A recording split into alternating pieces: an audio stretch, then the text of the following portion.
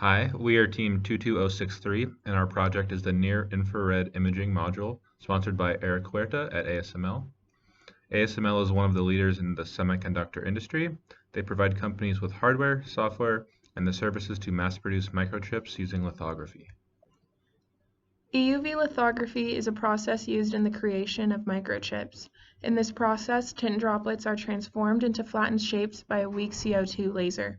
Then, a second and stronger laser vaporizes the flattened tin droplets, which results in the emission of an extremely small wavelength of light called extreme ultraviolet.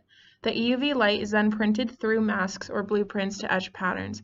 Our project is based on designing an imaging module that can be used to image the tin droplets as they go through their transformation. The images will allow for analysis, which is important for the metrology of EUV. Our project will improve upon its pre-existing design by reducing the overall volume of the imaging module to allow for more accessibility in the larger machine. However, due to extremely high cost of manufacturing optics, which exceed our allowed UA budget, our team was unable to build a physical imaging module. Instead, our team designed 3 separate optical and mechanical designs and compared them to each other in order to determine the best overall design. Therefore, this became a design-only project. In 1965, it was anticipated by Gordon Moore, a co-founder of Intel, that the possible number of transistors within a microchip would exponentially increase. Defined as Moore's law, this trend has held true for over 50 years. To keep pushing the semiconductor industry forwards, ASML aims to improve the capabilities of their machines to match this trend. By reducing the volume of NIRIM, the tin droplets within vacuum are impacted less by their environment, and by maintaining and/or improving the resolution, EUV source metrology can be more accurately monitored. The first module designed aimed to minimize the volume of NIRIM within its pre-existing folded telephoto architecture. The design approach was to utilize system requirements to create a paraxial design of a folded telephoto within a minimized volume. From the paraxial system, lens splitting was performed, and a real element parameters such as lens radii, refractive index, and thicknesses, as well as element separation and object-to-image plane configuration, were defined and optimized within Zemax based on a constructed variable merit function. As the design approached design optimization, we then began testing the imaging requirements with respect to tolerancing, aimed to meet or improve resolution requirements for 90% of constructible systems through Monte Carlo analysis. Our first optical design showed mostly promising results and meets most MTF requirements. Unfortunately, the optical design fails to meet the MTF requirements across the entire depth of field, which could limit the full practicality of the design. All other optical requirements were met during design and analysis. The mechanical design for NIRIM 1 was built from the ground up to accommodate our team's optical design. The enclosure holds all the elements as close as possible to each other while still leaving room for maintenance. The lens doublet on this design has its own specialized mount that attaches to the enclosure using 3 screws and 2 pin-in slots. A spring clamp system is utilized for the positive and negative lens elements, while retaining rings are used for all but one of the mirrors. The final fold mirror uses its own mount similar to the doublet and is held in place by a rear installed plug. The total volume of NIRIM 1 is 4395 cubic centimeters compared to the original 5040 centimeters cubed.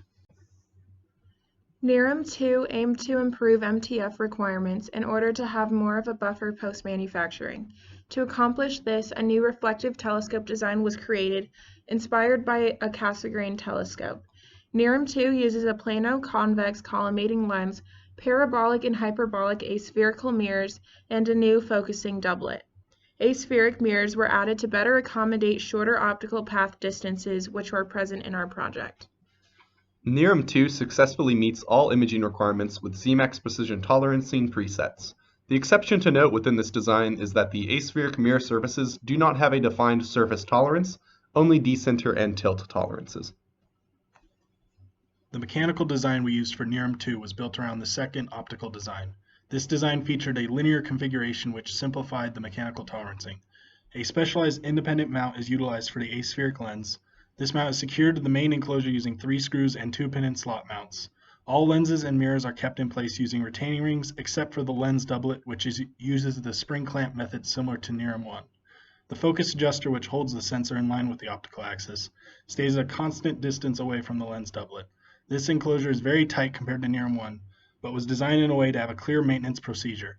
The total volume is 4,800 cubic centimeters compared to the original 5,040 cubic centimeters and slightly larger than NIRIM 1. To further reduce the volume of the module, we created a NIRIM 2.1, where the design structure is based on a telescope. The whole system is cylindrical in shape, where the different lens components screw into each other. The focus adjustment is done by rotating the whole rear end of the telescope design to pass the mechanical resolution requirement. Within the cylinders, each lens is mounted into the tube using either a retaining ring or spring and clamp mechanism like in NIRIM 1 and 2. The design reduced the volume to 1850 centimeters cubed and is currently the smallest design. Design 3 is currently under construction as of the making of this video. This design implements the architecture of Design 1 and the knowledge of aspheric surfaces uncovered while creating Design 2.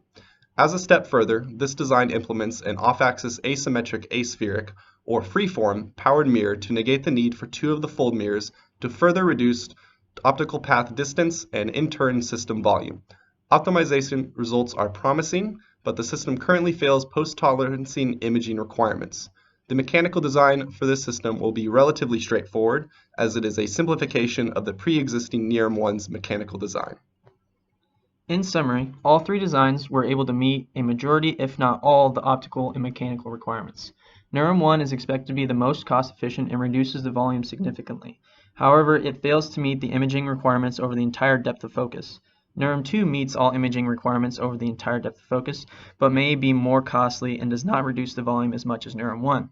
NIRIM 2.1 at this point is the best solution since it uses NIRIM 2 optical design and reduces the volume the most compared to ASML design. Overall, the team believes that NIRIM 2 would be the best overall solution for the project since it meets all optical and mechanical requirements and still reduces the volume. But as NIRIM 3 is finalized, the team's decision may change. Our customer deliverables will include an optical design ZMAX file and ISO 10110 element drawings. For our mechanical designs, SOLIDWORKS parts, assembly, and drawings files, in addition, an overall parts list and a cost estimate. Since this project is design only and due to no response from RFQs, our costs are only estimates. Design 1 is relatively straightforward with purely spherical lens surfaces and flat fold mirrors. However, tolerancing is tighter than other designs. Designs 2 and 2.1 are much more expensive given the presence of powered aspheric mirrors. Finally, Design 3 is incomplete and incorporates a freeform mirror, which is proven more costly.